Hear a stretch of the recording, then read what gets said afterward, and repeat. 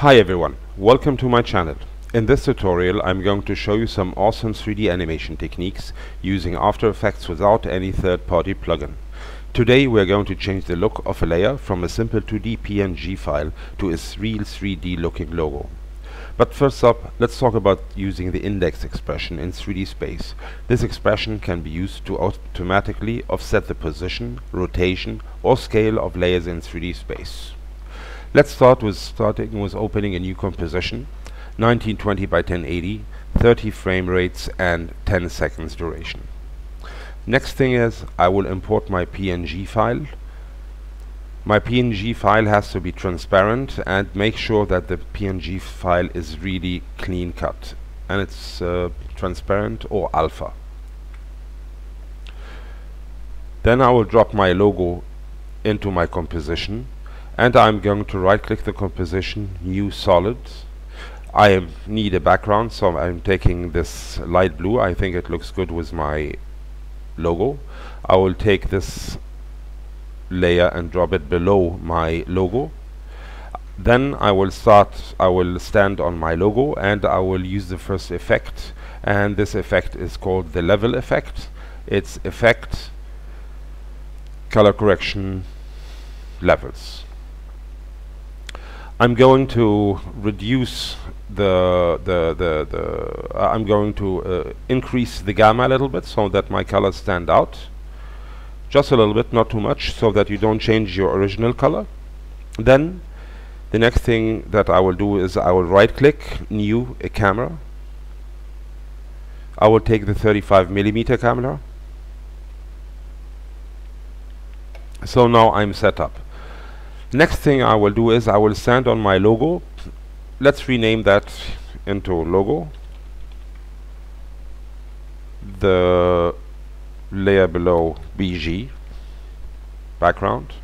I'm going to stand on both and turn both layers into 3D layers by clicking this little icon here. Now my layers are in 3D. Then I will stand on my logo. I will push P for position. I will stand with my mouse on position, right click it and separate the dimensions. Now I can change the dimension of each position individually. I will then stand on the stopwatch, the little stopwatch, click Alt, click the stopwatch, and this gives me the possibility of writing here an expression. Today we are going to use the index expression. This expression can be used to automatically offset the position, rotation or scale of layers in 3D space. Okay, so we're going to write index, not capital, just index, and click anywhere in this window of the composition. Now you see a small change that the Z position has changed and it's red and 2. Okay, usually us After Effects people, we always work on a one window configuration, but when you are working on in 3D configuration, I really suggest that you either work on a 2-view horizontal or that you even work in 4 views. I've learned that from colleagues of mine who are working with 3D Max, Maya, Cinema 4D, Blender, that they always, for a better overview, that they use multiple windows. So next thing I will do is I'm going to click the background and I'm going to push the background in the Z position to the back, or from my front view now to the top. And I will stand on my active camera here and change it into camera 1, which is the camera that I'm going to use.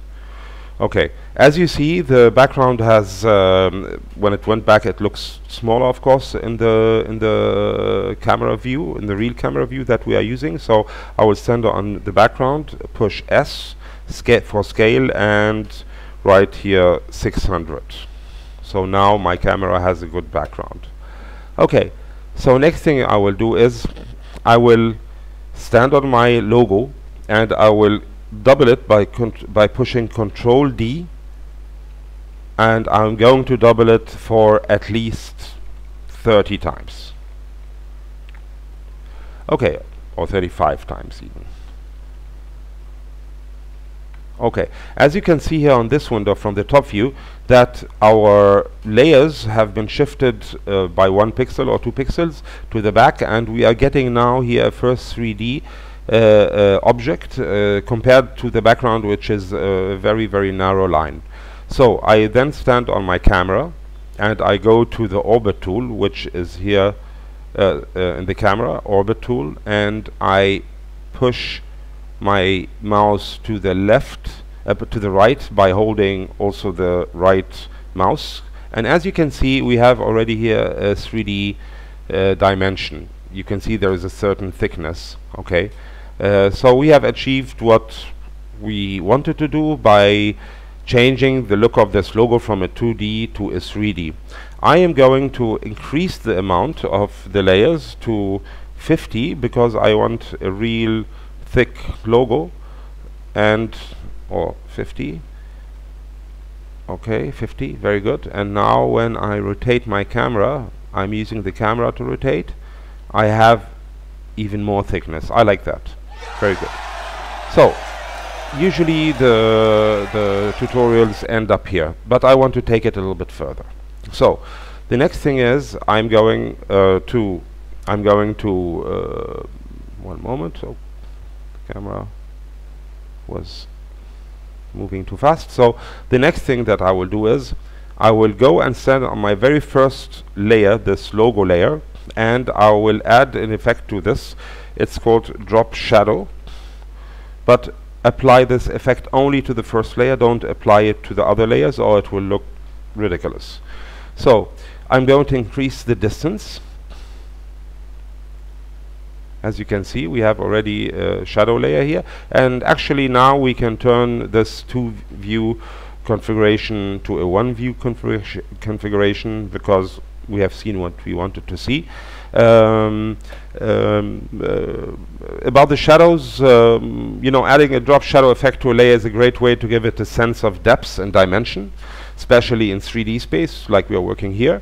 So you can play now here with a different configuration. Usually I increase the opacity a little bit. I like contrast actually, and I increase the number of the softness here. And let's keep the direction for 90 like we have it right now, because later on we're going to animate the direction of the shadow. And here in the shadow color you can decide which color you want to use for your shadow. Perhaps you want to use a kind of a bluish, a dark bluish shadow, but I usually leave it to black. So next thing is we are going to change now and click on the very first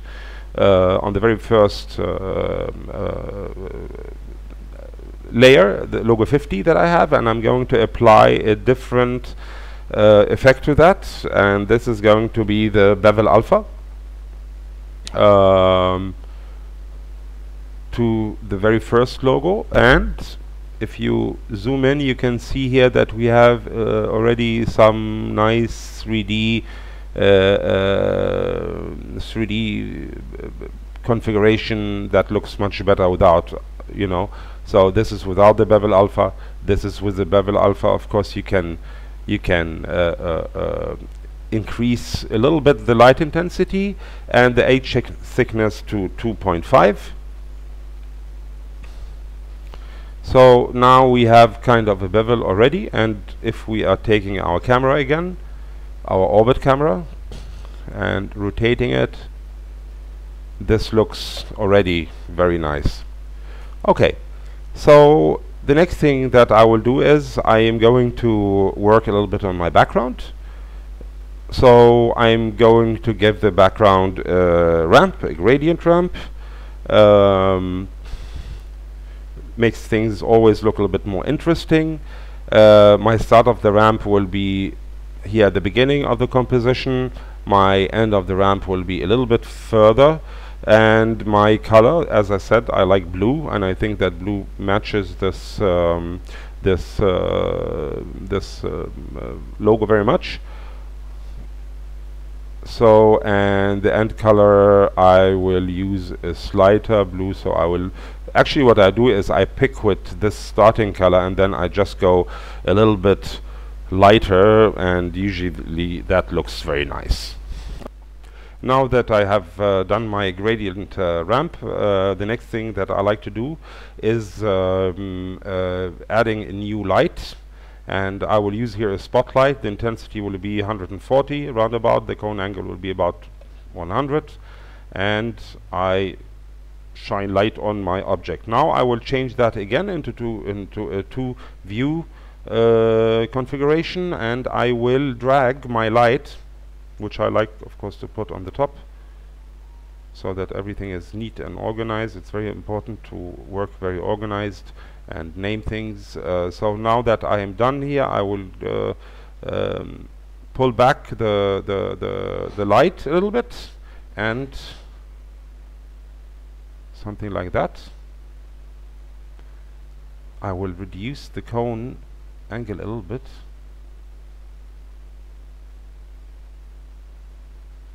Yes, something like that. That makes it more crisp. Next thing I will do is I'm going to add here now a new adjustment layer. On this adjustment layer I will put the curves effect. You find it in color correction, curves. I will do the famous S.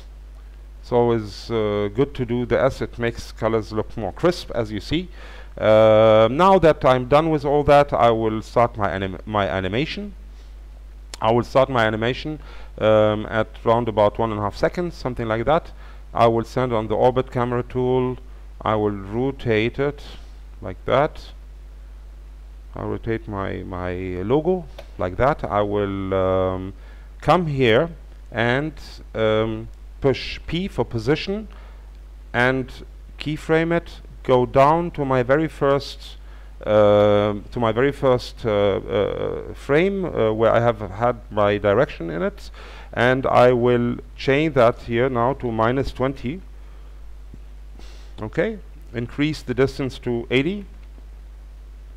Keyframe both direction and my distance.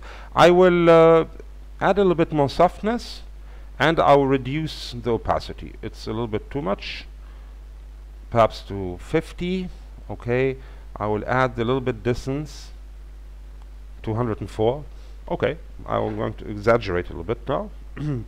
If I want to see all my keyframes, I just push on U, and so I see I have done my keyframes. Perfect. Then I will go to 8 seconds. Rotate my logo again to the other side, or my camera actually, not my logo. Like this. Great. And here I will put the direction to my original, which was +90. Okay, great. Distance is okay. Perhaps I will make it, instead of 90 to 111, it looks better. I keyframe here my direction, I keyframe my distance. Great, that's my distance. Keyframe here my distance as well. Now I go to 5 seconds, and you see in 5 seconds things get a little bit that looks of course not nice. So what I will do here is I will stand with my track Z camera and I will zoom out like this.